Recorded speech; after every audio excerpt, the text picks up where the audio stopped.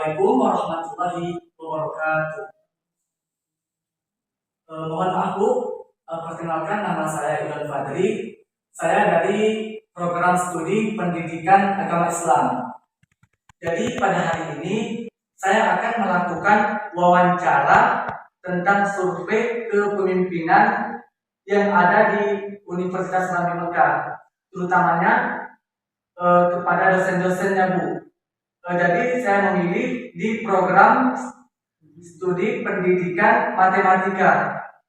Jadi sebelum saya memberikan wawancara kepada Ibu, apakah dapat silakan diri Ibu? Kepada Ibu kami persilakan. Terima kasih kepada saudara Ibrahim. Saya Ibu Nur Ainun, PDMPD, Prodi Pendidikan Matematika, yang insya Allah akan membantu Doni dalam melaksanakan. Silakan. Baik, terima kasih Ibu. Ya. Jadi di sini saya akan langsung berikan beberapa pertanyaan. Pertanyaan yang pertama itu bagaimana peran kepemimpinan dalam proses pengelolaan pembelajaran? Bagaimana Ibu pendapatnya? Dalam proses pembelajaran, kami itu sebagai ketua prodi itu selalu melakukan suatu monitoring atau melihat tentang survei dosen yang mengajar di kelas. Monitoring ini dilakukan dari awal pertama mereka mengajar, di pertengahan dan di akhir. Dan setelah di akhir itu saya selalu memberikan angket tentang pembelajaran di program studi pendidikan matematika untuk melihat apakah proses pembelajaran itu dilakukan secara baik atau mungkin ada sesuatu hal yang perlu ditingkatkan. Mengenai juga tentang kepemimpinan. Menurut Ibu, persyaratan apa-apa saja yang diperlukan oleh seorang pemimpin? Pemimpin itu dalam pemilihan dia harus ada punya prosedur yang tercantum di dalam SOP. SOP setiap pemimpin itu sudah ditentukan dari pihak universitas, dari fakultas sampai ke program studi pendidikan matematika. Di dalam SOP itu seorang pemimpin itu harus punya jabatan struktural, apapun baik itu tingkat rektor kepala, rektor, atau yang pentingnya dia mempunyai jabatan fungsional yang telah tertera di politik dengan ketentuan dalam pemilihan ketua prodi atau pimpinan yang khususnya di prodi kami itu dilakukan secara bertahap.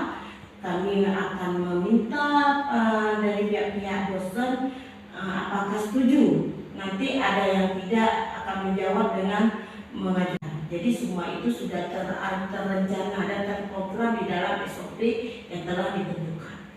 Baik Ibu, terima kasih Ibu.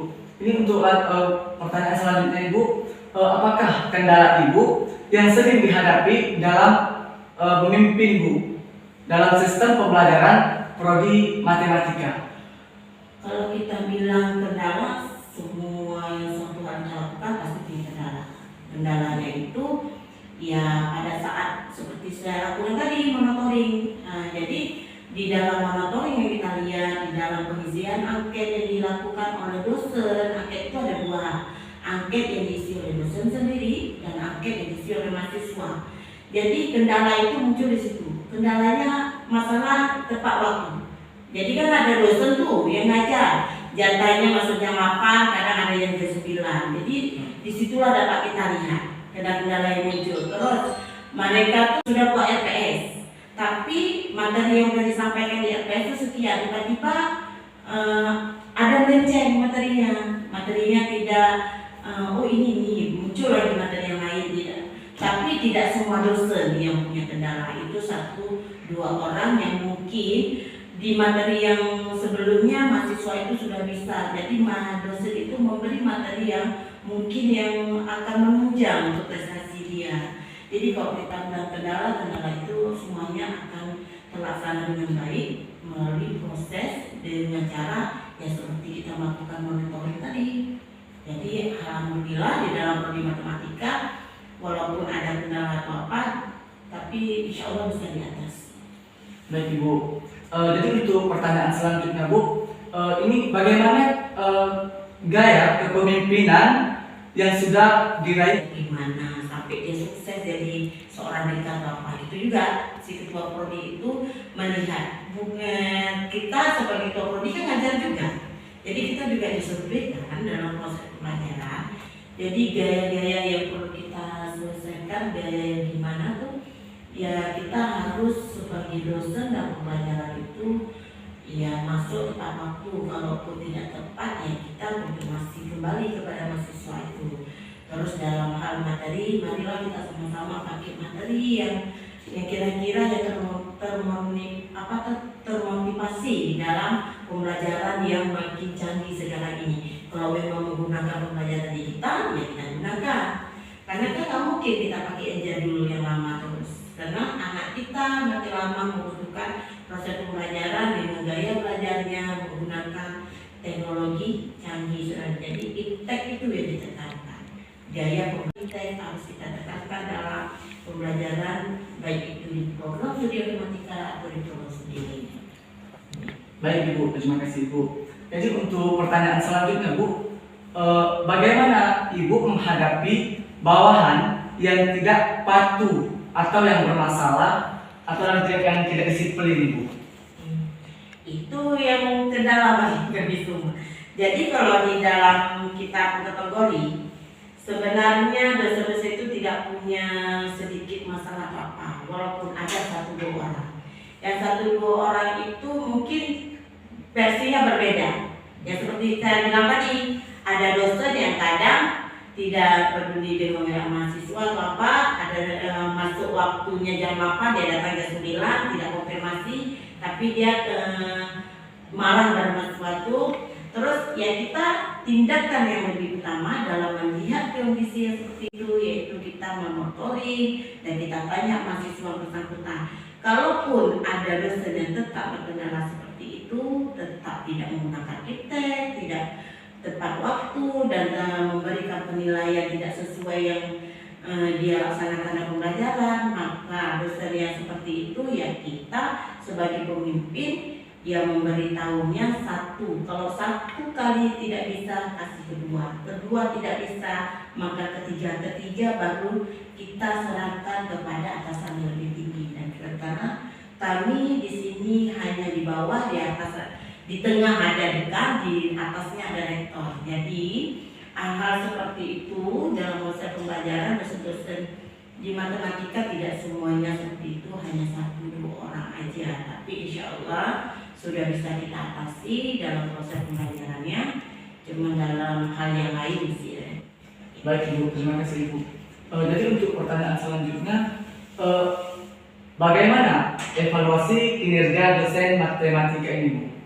Kalau kita kategori evaluasi, ya seperti saya jawab tadi, melalui tahapan yang pertama, saya melakukan monitoring dari semester 1, dari awal kuliah ya.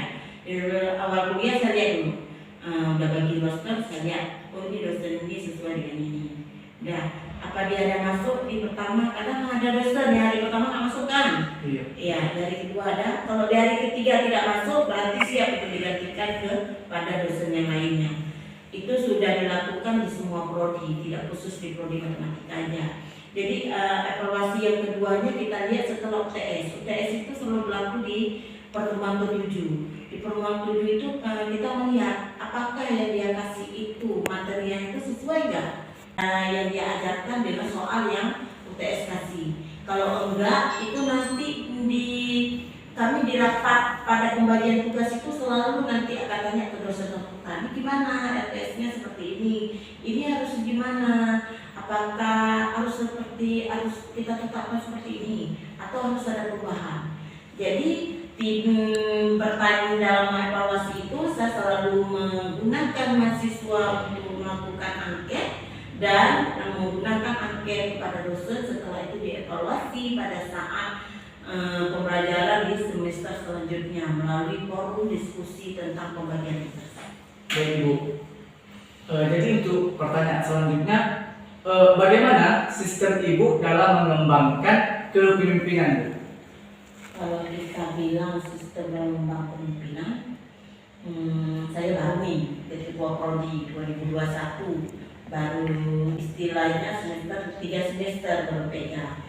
Jadi cara kita membantunya, kita pertama harus silaturahmi dulu kepada mahasiswa kita, pada anak-anak. Kenapa? Karena ada mereka, maka kita akan melaksanakan suatu kemungkinan itu akan menjadi baik. Kalau kita mendekatkan mahasiswa kita dan kita mendekatkan diri kepada dosen-dosen yang lain, maka kita sebagai pemimpin itu sangat beridealisme yang tinggi dan kita pun dihargai. Tidak mesti dihargai di luar. Dulu saya kasih itu tidak. Dalam mengucapkan terima kasih itu ya kita yang mendekatkan seperti saya bilang tadi, dekatkan mahasiswa pegang teguh tentang silaturahmi, terus kita mengadakan rapat-rapat yang berguna untuk buat kegiatan-kegiatan rutin. Jadi terus melakukan proses pengecekan apa mereka memilih KRS sudah rajinnya atau mungkin dia ada suatu hal yang tidak dimengerti. Jadi hal itu semua saya sebagai pemimpin yang pertama sekali yang perlu saya tekankan, saya selalu melihat kondisi mahasiswa saya dari akhir sampai mereka selesai. Jadi hal itu yang saya perlukan. Saya tidak mau karena yang kita pimpin, yang kita sebagai pemimpin di bawah kita itu udah mahasiswa. Walaupun ada dosen-dosennya, tapi semua itu dilakukan dengan seperti saya katakan tadi dengan monitoring setiap per semesternya di awal, di tengah dan di akhir. Jadi seorang pemimpin itu saya rasa dia selalu memperhatikan bawahannya, melihat kinerja mereka sudah bagus dan saya juga dinilai itu dari atasan saya seperti dekat dengan rektor. Jadi insya Allah dalam sebagai pemimpin jangan lupa tanggung jawab kepada orang yang di bawah kita, khususnya kepada anak-anak kita. Untuk pertanyaan selanjutnya Bu, bagaimana cara Ibu untuk mempromosikan kampus Universitas Serambi Mekah Bu? Kalau khusus dibilang mempromosikan tentang Universitas Serambi Mekah, itu biasa pada awal semester ya genap di Februari itu Universitas Serambi Mekah memang sudah promosi Universitas Serambi Mekah dengan melakukan sosialisasi itu tidak hanya dosen aja, tidak hanya pemimpin aja, tetapi mengajak mahasiswanya untuk melakukan sosialisasi baik itu di sekolah yang ada di Banda Aceh, di Aceh Besar dan ada yang di seluruh Aceh. Rasanya itu sudah dilakukan dari setiap tahunnya. Dan hal tersebut tidak hanya pada sosialisasi aja, tapi banyak juga dilakukan setiap program studi, baik itu bukan di matematika aja, tapi di ruang lingkup universitas itu ada namanya PKM. Di PKM itu selalu ada namanya MOU itu kerjasama. Jadi pada saat PKM itu di situ juga kita juga mempromosi tentang universitas kita. Jadi tidak hanya di sosialisasi di awal tahun, tapi juga dilakukan dan PKM di setiap semester. Itu semua program studi adakan. Jadi di penelitian juga dosen-dosen juga bekerja sama dengan mahasiswa yang ada di khususnya yang ada di Aceh. Jadi tidak hanya di USM aja. Jadi sosialisasi di PKM dan penelitian. Pada saat itulah kita selalu bekerja sama dengan pihak sekolah universitas lain. Ini tidak hanya pentingnya dilakukan di tingkat sekolah yang ada di Aceh. Baik Ibu, mungkin itu saja yang dapat saya tanyakan Ibu. Terima kasih kepada Ibu Ainun selaku Ketua Kaprodi Pendidikan Matematika yang telah menjawab semua pertanyaan yang saya berikan kepada Ibu. Terima kasih atas perhatiannya. Mohon maaf atas kekurangannya. Saya tutup dengan doa. Wallahul muwaffiq ila aqwamit thoriq. Wassalamualaikum warahmatullahi wabarakatuh.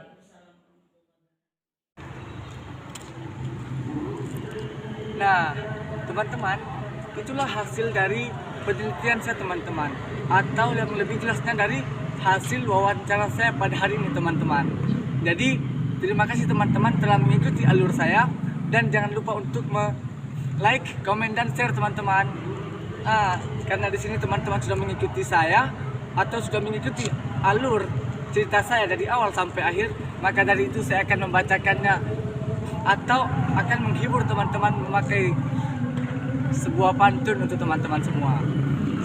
Pagi hari makan Indomie, siangnya makan bubur ketan. Hanya sampai di sini hasil penelitian saya. Sampai berjumpa di lain hari kesempatan. Wallahul muwaffiq ila aqwamit thoriq. Wassalamualaikum warahmatullahi wabarakatuh.